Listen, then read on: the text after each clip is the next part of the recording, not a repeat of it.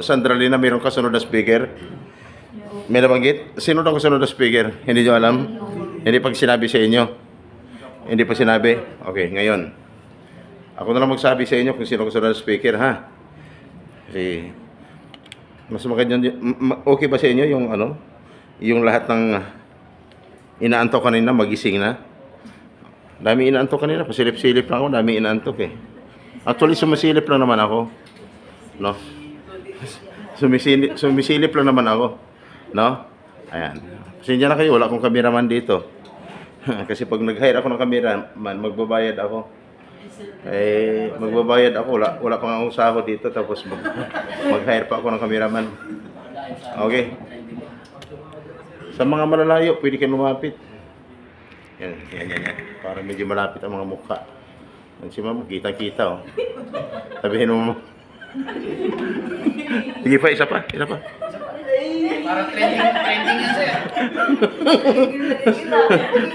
Okay. Kaya nyo ginawa ni ma'am? Okay. Naalala mo rin gitik-gitik ba?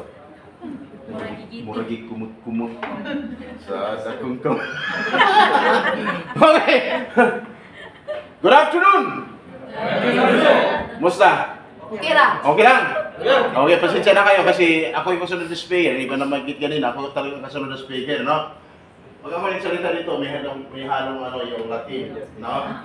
Kaya pag sabi karami, ibig sabihin ang ganda mo. Okay!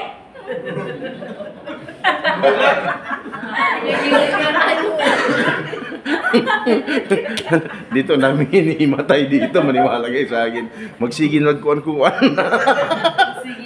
Ano ang sige kuhan-kuhan, ma'am? Ang ibig sabihin, talagang masaya. Na yan. Okay, naintindihan nyo? Okay, dapat dito na kayo lahat, oh. Yan, okay. So, ang pangalan ko pala, gusto mo malaman pangalan ko? Okay. Kamusta naman yung excitement niyo kanina sa kay Ma'am Sandralina? Okay naman, no? Kasi after mamaya, labasan na, may certificate na kayo. Pag may certificate na, siyempre masaya na kayo, no? Kasi uwi na kayo at sunod na araw, flight nyo na, di ba? Kaya doon nyo na ako, Ma'am. Sabi niyo ba? Atik pa, oh. Okay. Ang atik. Ano yung atik, Ma'am? Ilad. Ano ko presidente ng mga ilad. Atik sir, kitinaas. Ang atik sa taas. Okay, ang dami president na, wala akong binanggit kung sino. President ng asosasyon, president ng barang kung ano no, di ba? President ng scammer. Okay. Hindi kasi maraming tulog kanina. Gusto ko lang gisingin. Kaya sinong inaantok? Ako. Tapos yung mga kamay. Inaantok ka, ma'am? Wala nang problema. Pag inaantok ka, patutulogin naman kita dyan. Gawin mo lang. Oh, siguraduhin mo lang makatulog ka, ha? Tatutulogin kita. Sa gusto matulog, tulog. Pero ihanda mo na sarili mo. Kasi dito, pinagbigyan ko ng matulog. Pero nung magsalita ako, bigla lang umangat ang puwit sa kanyang inuupuan. Pinatulog ko na ngayon. Umangat pa. No? Nabitawan pa yung baso. No? Yung baso na may kape. Wasak ang kape. No? Buhos ang baso. Hindi. Nawasak ang baso. Buhos yung kape. Ako pang sinisi. Sabi ko, ma'am, bakit? Sabi niya, ikaw kasi. Ano? Akong sinisi. Grabe. No? Okay, pangalan ko. Ito na pangalan ko. Bilawi, Mrs. Sam Carbosa, tagapagsalita ng Happy Pidos. Maraming yesterday. Nandito rin po kami. Dito na Mrs. Sam. Ba't kayo nandito kami dito sa napang ng mga services para sa inyo. Iba na tatanong, Mrs. Sam, ano naman ang mga services niya? Lagi kong sagot ganito. Mamaya, hindi mo nalaman yung buong detalye sa aking pagbabalik. Ma'am, mabilis ba ako magsalita? Yes. Mabilis.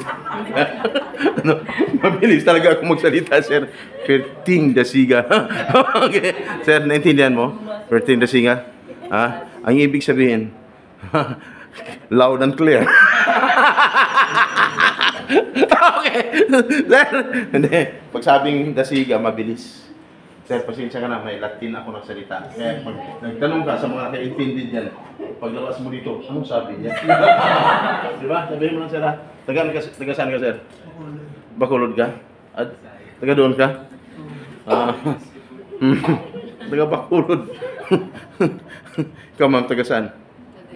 Cagayan. Okay. Sino taga Cavite? Cavite. Tayo mga Caviteño. May kasa. Caviteño ka, sir? Kasi kawin mo si Boyeng Rimulya eh. Okay. Hindi, kawin mo nga. Oh, akala ko si Boyeng. Nandito nga si Hanilit. Hanilit Abansina, nandito rin na. Ayan, sa likod, oh. Nakita nyo? Ma'am, kamusta si Digong? Okay. Hinihingal na.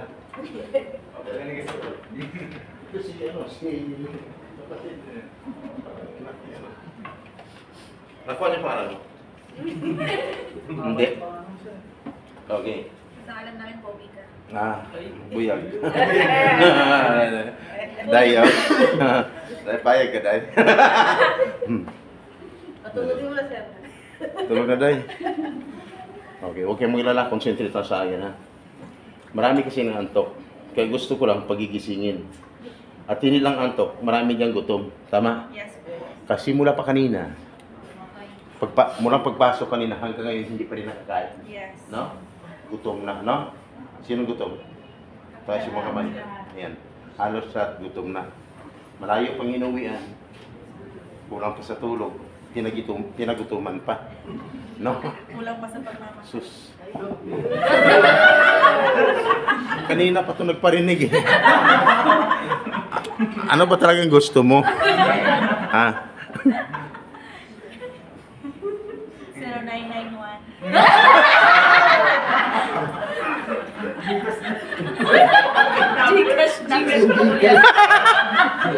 Delikato no. Nangingin na ng Gcash na gato. Okay! 991. Ano yun? Rescue? Saya nyo, sabi niyo, ano ba to? Puro lang tawanan. Ano kaya kasunod nito? Iyakan. Ha? Iyakan? Iyakan. Iyakan. Iyakan. Basta ikaw kasama.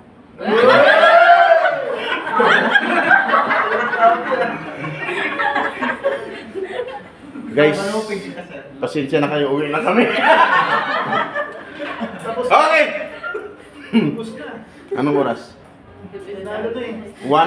Alas 2. Alas 2 na. O, anong oras na kayo makauwi?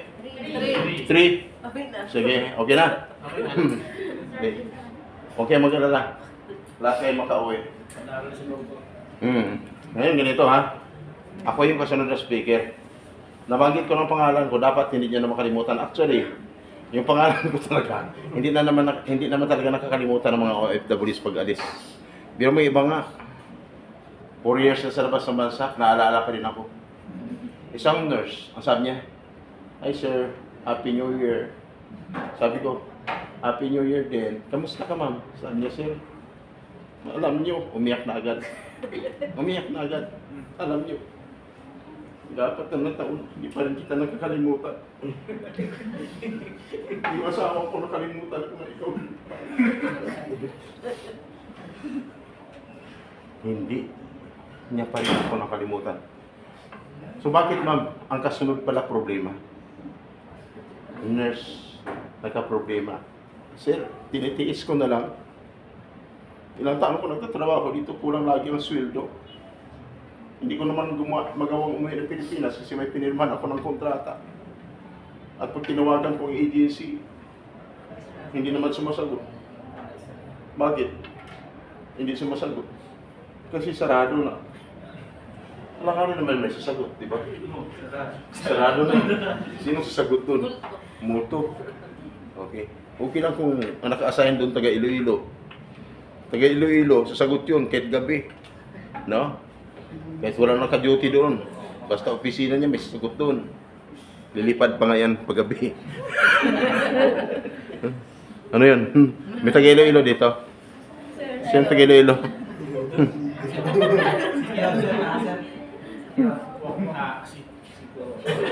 Guys, ingat kayo dyan. Teniente, igi mo. Aswang. Okay! Ma'am, alis na. Ayaw mo na. Okay, sige ma'am. Barangay ka. Doon ka ma'am sa kabila. Barangay ka. Hindi ka talaga makakalimutan nila sa Sira yung volume nito. Inilatid ko lang, baka maligaw uli. Okay, tuloy-tuloy. Tuloy uli. Okay, seryosohan na tayo ha. Dito kahit seryoso, mapapatawa ka pa rin. Kamusta? Okay na. Sino mga ex-abroad? Taas yung mga kamay. Ex-abroad. Thank you. Ma'am, pwede ka ba dito? Kasi yung ex-abroad bawal sa likuran. Ikaw sa ex-abroad ka rin. Kaya mga dalawa, ex-abroad din kayo. Hindi. Abanti lamang kayo siya, dalawa. Hindi kayo ex-abroad. O, abanti yan dito. Kaya mo, lusot yung dalawa, no? Malayo kasi kayo. Kaya mo, malayo din kayong dalawa. Ayaw ko ng mga takwatak. O, kala nyo si Ma'am lang na. Diba, di ba? Magkailang taon ka sa labas ng bansa mo? Ex-abroad. Sino first timer?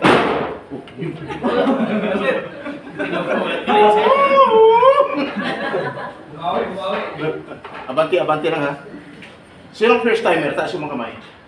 Thank you. Yung ex-abroad, kunti na lang. 4. Ulit nga, ex-abroad, taas yung kamay. Kunti na lang. First timer. Hindi ba kayo magtataka? Kunti lang ex-abroad. Hindi kayo magtataka. Sabi niya, oo nga, bakit kung kunti na lang sila? Ma'am, anong trabaho mo dati sa labas ng bansa? Ngayon, hindi na. Ganun pa rin. Anong agency mo?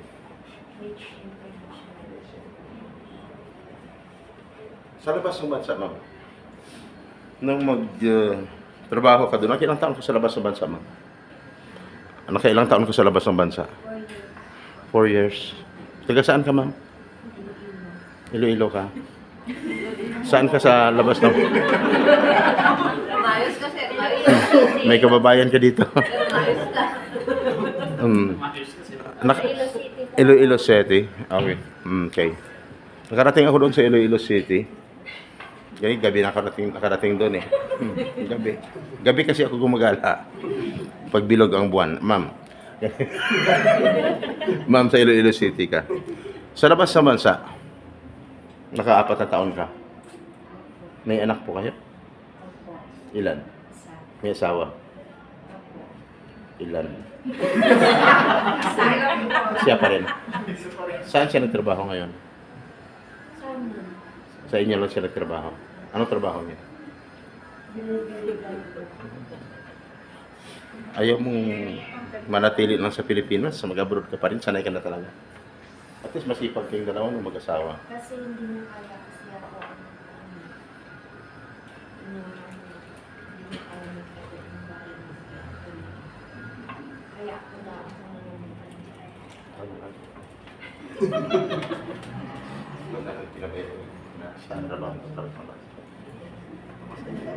Hindi niya kaya makatulog.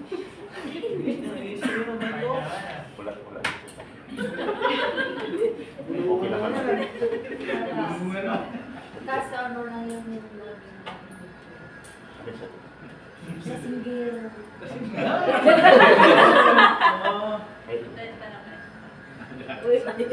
Kaya mo magtrabaho sa labas ng bansa. Opo. Tapos isali ko nga ako hindi na ako magano kasi parang Hindi ko tayo mo. ano, responsibility po yun. Ay, hindi niya kaya. Lalaki siya, hindi niya kaya. Marami kayo Kasi po alam, may ganun kasi. Hindi ka naman nakaranas ng sa loob ng 4 na taon pananakit o mga nakaranas ka ng hindi maganda sa employer mo noon. Hindi naman, mabait ang employer mo. Mabuti naman. Parang ako. Mabait din ang employer. Si ma'am, isang OFW. Ngayon, babalik ka. Anong bansa? Qatar. Si ma'am, babalik.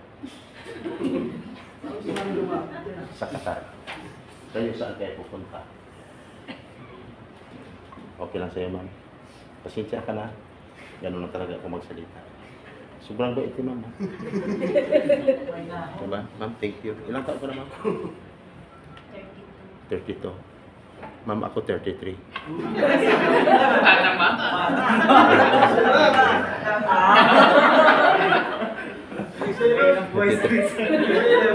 33. Guys, mag-ayos daw ako.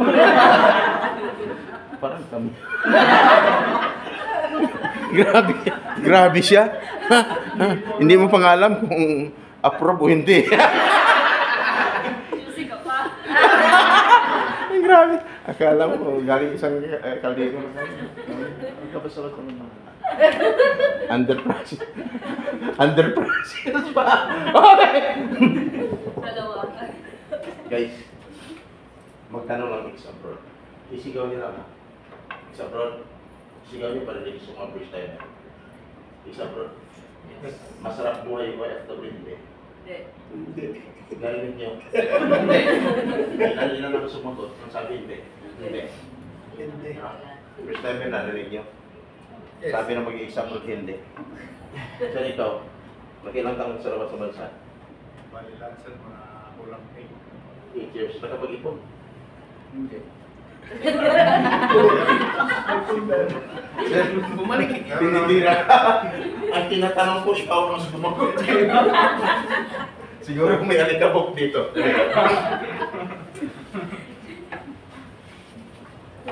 Mayroon nga. May ibang sagot, ibang...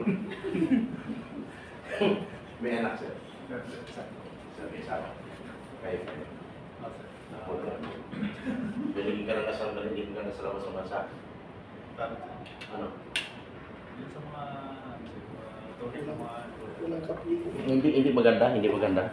sa una sa maganda pero pag ito unti-unting nagbabago. Unti-unti nagbabago. Katulad ng ano, sir? Performance ng pay kasama ng sa mga policies na Company policies.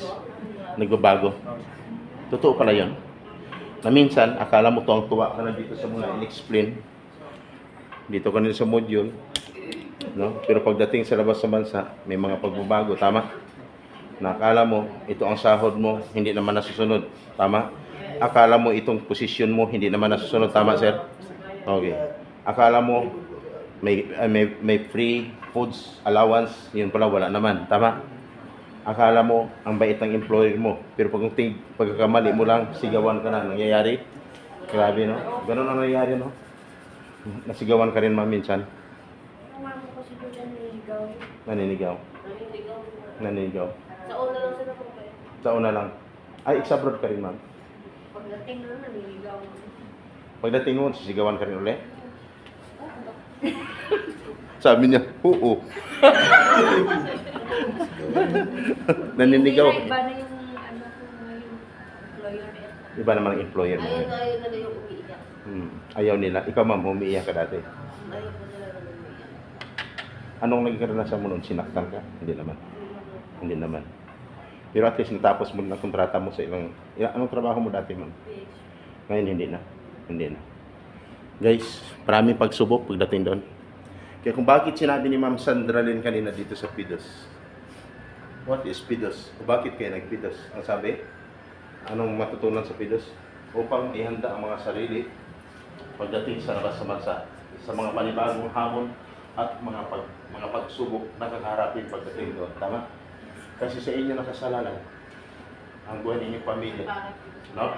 Pati ahensya ng gobyerno nakasalalay ang inyong buhay doon sa ahensya. Lahat kayo. Kasi bakit? Malaking bagay kayo sa ating bansa. Kasi kung wala kayong mga OFWs, bagsak ang ekonomiya ng ating bansa. Totoo hindi? Kayo ay nagtatrabaho, nagpapakahirap doon. Sobrang hirap ang sinasapit nyo araw-araw. Mga na-encounter nyo araw-araw. No? Hanggang sa matapos ang ilang taon na pagtatrabaho, tinitiis ninyo. Hanggang sa makauwi. Kahit maraming mga pagbabago, tinitiis ninyo. Dahil para lang sa inyong mga pamilya. Totoo hindi? Totoo. Ganun po. Kaya kayo, nakauwi ng Pilipinas, kahit hindi kahit nakaranas ng hindi maganda sa labas sa bansa, pero babalik pa rin. Bakit? Kasi, no? Ang iba hindi pa nakapag-ipon. Kasi kung sa Pilipinas lang, ang hirap sa Pilipinas, tama? May magandang trabaho sa Pilipinas, pero maliliit ang sahod. Totoo? Lalo na ngayon, no? Umaasa ng iba, bababa yung bigas. 20. Hindi, yun na lang, yung pala, wala. No? Kaya maraming mga teachers nagre-resign sa trabaho, mga nurses nagre-resign sa trabaho, mga engineers nagre-resign sa trabaho. Bakit? Dahil sa hirap ng ating bansa ngayon. At least, kayo nakapag-design na mag-abroad, nag-abroad na lang. So, panibagong hamon sa buhay, pagpatuloy nyo na lang. Hindi kayo pabayaan kung anong desisyon nyo, dapat ang taas pa rin masusunod. No? Ubayan nyo lahat sa taas, yung naging, kung anong mga plano nyo sa buhay, para hanggang pagdating sa labas sa bansa, nandoon pa rin siya para sa inyo. Ako sa part ko, parang kabiro na. Napakalap ko. Pero pagdating sa part ko, dito mo malalaman, lalo ng mga first timer, kung ano ang pinakasukan niya. Bakit? Kung kanina, 100% ang excitement mo after yung mga Sandra Lynn, pagdating sa part ko, baka yung 100% na excitement mo, mababawasan niya. Bakit? May sasama na ba mayroon? Yung napakaraming bagay na dapat mong malaman, ipaalam ko sa iyo. Yung hindi mo alam noon, ngayon malalaman mo. Tama? Kasi bakit? Maraming pagbabago. Ex-abroad ka na kailang taong sa labas ng bansa. Pero, marami ka pang dapat alamin pagdating sa Pilipinas pagbalik mo. Sabi kasi ng mga Pilos, isang mandatory seminar to all departing contract workers. Not only for first time na maging sa mga ex-abroad. Bakit? Sa labas ka ng bansa noon, may pagbabago na dapat mong malaman. Ay, nasa labas ka ng bansa, paano mo malaman? Dito sa Pidos, ang nag-update sa mga OFWs ang Pidos. Kaya walang exintid sa Pidos. Papa-first timer, ex-abroad. Dahil sa mga pagbabago. Lalong-lalo na, nung umalis ka noon, no? Ma'am, nung umalis ka noon, sino ex-abroad na umabot ng 20 years? 20 years? 15 years? 11 years? Si Sir, 8 years? Ikaw, Sir, ilang taong sa labas ng bansa? Ex-abroad ka rin, Sir? 15. Nung magkaroon for 15 years, wala talagang tumaas na naman. Pero si Sir, 15 years pala sa labas ng bansa. Tama, Sir? Okay. Anong trabaho mo doon, Sir, engineer? Plano, sir. Plan. Ikaw, Sir, anong trabaho mo ngayon? Doon. Labor. Okay. Maraming mga ex-abroad na pagdating sa Pidos, Sir, ayaw na mag-Pidos. Ay, ex-abroad naman ako eh. Pero nung tanungin ko, ilang taong sa labas ng bansa? Sir, tinanong ko, Pidos. Sa litrang Pidos. P. Yung mga apat na yan. P. Stand for what? Sir, 21 years sa labas ng bansa. Saan niya, Sir? P. Kasi parang hindi ako pinapansin eh. Nung tinanong ko, what? P stand for what? Ang sabi niya sa akin, Sir, Philippine. Kita. Simpleng-simple. Halos tapos na lahat. Pero Pidos, hindi niya pa alam. Ang ibig sabihin, pre-departure orientation sinihan. Ang sagot sa akin, Philippine daw. No? Marami siya dapat alam. Biro mo, nung makapag-umpisa, tuloy-tuloy na ako. Halos ayaw niya na gustong lumabas ako. Gusto niya matapos hanggang alas 9 ng gabi. Kasi sabi niya sa akin, Sir, tuloy mo na, Sir. Masaya na daw siya. Nawala lang ang problema. Ang dami niya parang problema na iniisip. Ex-abroad kasi wala na ipon. Babalik. Pero ang pinaka-era, yung pagka-ex-abroad. Sabi ko, ma'am, marami ka matutunan sa akin. Pag magtanong ko, saan ka natin nagpidos? Sabi niya, hindi ko na matandaan eh, Sir. Pero nung tinanong ko, kasi 21 years eh. Nung magpidos ka, nakita mo ba ako doon dati sa pinagpidosan mo? Ang sabi niya, hindi po. Sabi ko, tama ang sagot mo. Kasi sa pinagpidosan mo, wala naman talaga ako doon. Ngayon mo lang ako nakita. Kasi nandito ako ngayon. Ganun po. Si Sir, nakita mo ko dati, Sir? Hindi rin. Hindi ko rin siya nakita. Kasi ibang pinagpidosan noon. Tama? Tama. Ngayon! Mr. Siya, anong meron? Okay, tanongin ko. Di ba sinabi ng mga ex-abroad ko na hindi masarap buhay o FW? Totoo yun. Hindi masarap. Bakit? Marami kang mga maka-encounter doon na hindi mo alam. Akala mo okay ka. Pero sana, lahat kayo walang ma-encounter na maging problema pagdating sa labas ng bansa. Bakit ko alam yan? Sa tagal ko na sa serbisyo, yung part ko, iba. Ang part ko is welfare assistance. just in case of emergency. Wala pa tong pidos na to. Pidos doon, pidos sa taas. Wala pa yung mga pidos dito. Ako'y nasa servisyo na. Guys, kaya marami kang matutunan sa akin.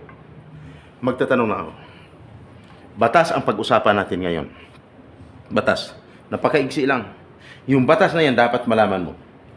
Ang purpose? Upang magiging aware ka pagdating sa labas ng bansa. Okay? Sa mga ex-abroad natin, hindi niyo ako nakita. Hindi niyo narinig yung mga sasabihin ko sa ngayon. Hindi niyo narinig nun. Ngayon niyo lang marinig. Tama? Kasi nandito kayo ngayon. Magtatanong lang. Sana ang excitement mo hindi mabawasan. Okay? 100% kanina, di ba? Kay Ma'am Sandralyn. Magtatanong lang ako. Sana walang nalabag sa batas sa inyong pag-apply ngayon. Sa mga tag-agency, bakit may tag-agency dyan? Welcome po sa inyong lahat. Kasi minsan, may nag-observe sa akin. Sino ba yung pinakamakulit doon na speaker? Hindi lang makulit. Ang dami pang katakot-takot na binabanggit. Kaya marami kami mga OFWs na gustong alis. Ang iba nagbaback out na lang. Hindi ka dapat matakot. Kasi mga sasabihin ko dito, hindi lamang para sa OFWs, magiging sa inyong mga agencies na mga matitino. Kaya dapat concentrate. Habang nasa loob ka ng pidos, concentrate sa akin. No? Hindi sa katabi. Hindi sa cellphone. Bakit? Habang nakapanood ka sa akin, nakikinig ka sa akin, lahat marami kayong matutunan. Dahil marami kang natutunan, tatanungin kita, after ko, tuloy ba o hindi? Kasi kadalasan after ko mag-talk, pag tinatanong ka, tuloy ba o hindi? Ang iba sinisiko ng katabi, tuloy ka pa ba? Bakit? Dahil sa narinig sa akin. Ang tanong ko ngayon, sino ang nakapag-sign na ng kontrata? Taas yung mga kamay. Nakapag-sign na ng kontrata, taas yung mga kamay. Thank you. 3 ang nakapag-sign ng kontrata. Sinong hindi pa nakapag-sign ng kontrata, taas yung mga kamay. 4 ang hindi nakapag-sign. Pero maraming hindi. Tumataas ang mga kamay. Sino nakapag-sign ng kontrata, may tumaas. Sino hindi nakapag-sign ng kontrata, may tumaas. Mayroong hindi talaga tumataas ang mga kamay. Ang tanong ko, sa mga hindi tumaas ang kamay, ang tanong ko lang, ano kayo? Ano? Sabi ng iba nakatingin lang sa akin, pakialam ko sa'yo. Bilisan mo kasi, gutom na kami. Okay! Bakit ka nagtatanong ito, Sam? Dahil gusto ko lang malaman. Dahil alam ko na, merong nakapag-sign ng kontrata, merong hindi. Paliwanag ko lang sa inyo, ha? Huwag kayong matakot. Na ayon sa batas, dapat ang isang OFW, bago magpidos, dapat siya nakapag-sign ng kontrata. Nasa batas po ang pag-usapan natin, no? Kanina, pakingkoy-kingkoy lang, oh. Pero pagdating sa seryosohan, no? May alam tayo sa batas.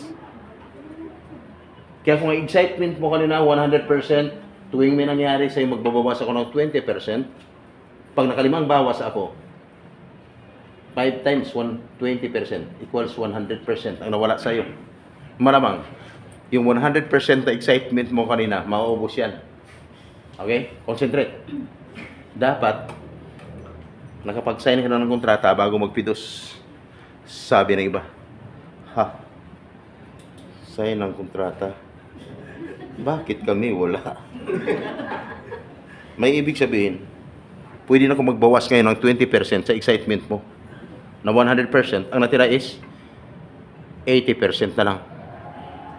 Kaya normal lang. Kung kanina tawa ka ng tawa, ngayon dahil na ikaw isa sa tinamaan, normal lang. Unti-unting aantukin ka na. Pilitin mo mang tumawa, pero normal lang. Hahatangin pa rin ng antok ang iyong mga mata. Hihikab ka ngayon. Bakit? Nangyari sa'yo? Ay nagbawas na ako ng 20%. Ang dada, 20%. Ay 80% na lang. May kasunod pa yan. Mrs. Sam, anong kasunod? At naayon sa batas, dapat ang isang OFW After magpidos, siguro na yung makaalis na. Kasi ang isang OFW, mulang nag-apply at namisahan, dapat 60 to 90 days prior, dapat siya ay nakaalis na. Anong ibig sabihin? 60 to 90 days prior. 2 buwan hanggang 3 buwan, mulang nag-apply at namisahan, dapat nakaalis na siya o na-deploy na. Dapat nasa labas na siya ng bansa ngayon at dapat wala na siya ngayon dyan sa kanyang inuupuan. Sabi ng iba, ha? Bakit kami nandito pa rin? Another problem. Kung nangyari sa'yo, another 20% ang ibabawas ko. Sa excitement ko na 80%, ang natira is 60%. No? Kaya normal lang. Nalalim yung isipan mo ngayon. Ano ba to? Bakit ako hindi pa rin nakaalis? So, bawasan ko ng 20%, ang natira is 60%. At dapat, bakit kailangan makaalis ang isang OFW? Kasi nasa batas. Iba dyan, hindi lang nakapagpirma ng kontrata, hindi lang ang iba dyan, nakapag-sign ng nakapag-pidos, ang iba dyan, nakapagbayad na ng placement fee. Tama? Ang tanong, pag nagbayad ng placement fee, ang salary mo is 20,000, magkano dapat ang magiging placement fee? Dapat equivalent of 1 month salary. Sabi ng iba, ha? 1 month salary, bakit sa amin? Sobrang laki. Normal lang, guys. May ibig sabihin, mababawasan naman ang excitement mo ng 20%. Ang natira is 40% na lang. Oh, paano mo masabi na masarap buhay OFW? Kasi ang sagot kanina mga ex-abroad, hindi. Kaya normal lang, magtataka ka, ha? Iyon na nga. Kaya kung nangyari sa'yo, sobrang laki ang binayad mo, ang natira is 40% na lang. Sa excitement mo, 40% na lang. At pag nagbayad, saang lugar? Sa Jollibee, sa Chowking, sa McDo, sa Max, mall, hotel, o restaurant, wala sa nabanggit ko na lugar.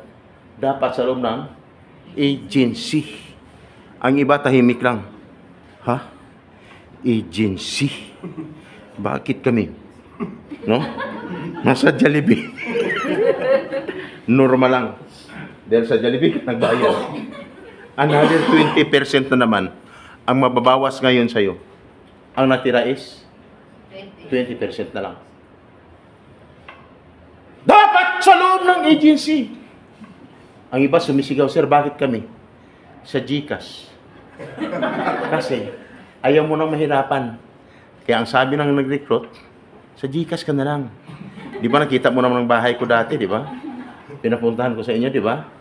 Huwag kayo mag-alala, 12 teachers kayo eh. Maliit lang yung 280,000. Kikita naman kayo 200,000 a month. O ano pa, ang inanap nyo. After nakipag-transaction through online, nakapagbayad na through GCash. Di ba sinabi ko sa inyo, puntahan nyo na ako dito sa bahay ko na tinitirhan dati. Follow up nyo na lang. Hindi pumunta ngayon. Kasi tapos na magbayad eh. Pagpunta doon sa bahay sa Las Piñas, nandito ba si ate? Yung 60 years old na malaking babae. Ano yun? Recruiter namin. Ay wala. Wala na dito, matagal na. Ang sarap buhay, hindi. Hindi. Biktima ka na eh. Nag-resign sa trabaho. 12 teachers. Merong teacher ba dito? Teacher? Meron? Wala? Nurse? Meron? Maraming nurse, ma'am. Thank you, ma'am. Engineer, mayroon? Dami may problema. Teachers, hindi nakaalis. Biktima ng tinatawag na illegal recruitment. Sinundan ng dalawang mga taga-Batangas. No? 178,000 bawat isa.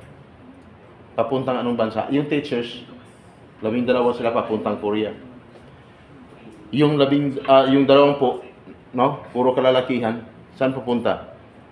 Poland, South Africa, Malaysia, Japan, no? Czech Republic.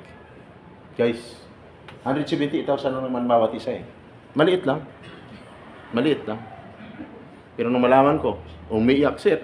Baon na kayo ang pamilya namin sa utang, sir, pagkatapos. Hindi man lang kami makaalis. Sana noon pa lang sinabi niyo. Kasi kung noon pa lang, sinabi niyo at alam ko, sana nabawi niya na yung pera niya. Ingat. Kaya dapat pag nagbayad, puro Gcash. Dapat pag nagbayad sa loob ng agency. Tama? Kaya kung hindi ka nagbayad sa loob ng agency, pag nagbawas ako ulit ng 20% sa excitement mo, ang natira is 20% na lang. At dapat pag nagbayad, meron ko kulang resibo. Sabi ng iba, ha? Resibo? Bakit kami wala? May ibig sabihin, another 20% na naman ang mababawa sa iyo ngayon. Ang natira is wala na. Problema hindi. Pag nangyari sa iyo, meaning to say, you are a victim of illegal recruitment. Huh? Illegal recruitment? Yes. That is a violation of Republic Act 8042 of Anti-Illegal Recruitment or 10022 as amended of Anti-Human Trafficking Violation. Non-billable offense. Kaya dapat, kailangang malaman nyo. Nangyari sa iyo. Ang tanong, tuloy, hindi. Tuloy, hindi. Sigaw. Sagot. Isa pa. Tuloy, hindi! Isa pa! Isa pa! Tuloy. Hindi naman sinabi kasi ni Sir, tulong ako. Sabi ni Ibrat, tuloy ang laban. Walang susuko. Walang atrasan. Sabi ko, saan tayo sunod? Sabi na isa, Lunita. Problema na. O sa mga hindi nakapag-sign ng kontrata, huwag kayo gaanong mag-alala. Kasi baka mamaya, pag uwi mo, kanina super excited ka. Pag uwi mo ngayon, dahil akong pinakauling nagtok, sabihin mo, mabuti na lang. Nabanggit ni Mr. Sam ay problema kaya ako. Tapos kung sino-sinong awayin mo na, no? Kaya iba, pagdating sa usapan na to, alam nyo, hindi man lang nagpapaalam. Bigla na lang lalabas. Tapos hindi ko alam kung bakit lumalabas. Yung pala tatawag na doon. Sa nag-recruit sa kanya. At alam nyo anong sinabi? Kutong dati. Unti-unti kong sinundan. Narinig ko sa niya. Ma'am, bakit may alam pa kayo pidos-pido sa amin? Wala naman kami pinilman ng kontrata. Pagkatapos, laki-laki pag kinuha nyo, pinabayad nyo kami sa Gcash pa, hindi sa loob ng agency. Ha? Huli ko doon eh. Ang iba hindi naman lumalabas. Ano ginagawa? Cellphone lang. Nakikinig ko niyan, nakatingin sa akin, pero nagtitext na pala doon. Bakit ginawa ito sa amin? Gigil na gigil. Problema, no? Okay. Kung mayroon mga hindi nakapag-sign ng kontrata, nakita ko ng dami, no? Okay lang. May ibig sabihin, mabait lang yung agency niya. Mabait lang. Bakit? Iba dyan, malayo pang pinanggalingan. Ayaw na nilang pabalik-balik kayo. Kaya ang ginagawa, advance bidders. Malinaw? Huwag niyong awayin ang inyong agency pagbalik niyo doon, ha? Magpasalamat kayo sa halip na magalit kayo. Magalit lang kayo. Sa nag-recruit sa inyo, kung saan sa inyo ito minimit. Lahat ay pagtransaksyon kayo sa labas. No? Pagkatapos, hindi alam ng sa loob ng agency. No? Kasi ang iba, sa labas nakipagtransaksyon, hindi sa loob ng agency. Kinuha na ng pera. Akala okay na siya. Pero pagkatapos na makuha ng pera, nagtatago na. No? Kaya dapat ingat, ha? Ang sabi ng iba, okay lang yun kasi kita sa labas tayo nakipagtransaksyon. Kaya ma'am, pinamirinda naman tayo. No? Sabi ko, yung ginamit pa mirinda sa'yo, hindi niya pila yun. Pila mo yun.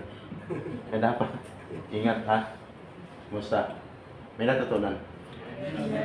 May bagay. Dapat yan, ang OFWs. Mga OFWs dapat may alam para maiwasan. Bakit? Sa ngayon, walang tigil. No? Walang tigil. Mr. Sam, bakit alam mo? Yan ang trabaho ko mula noon hanggang ngayon. Okay? Kaya kung dati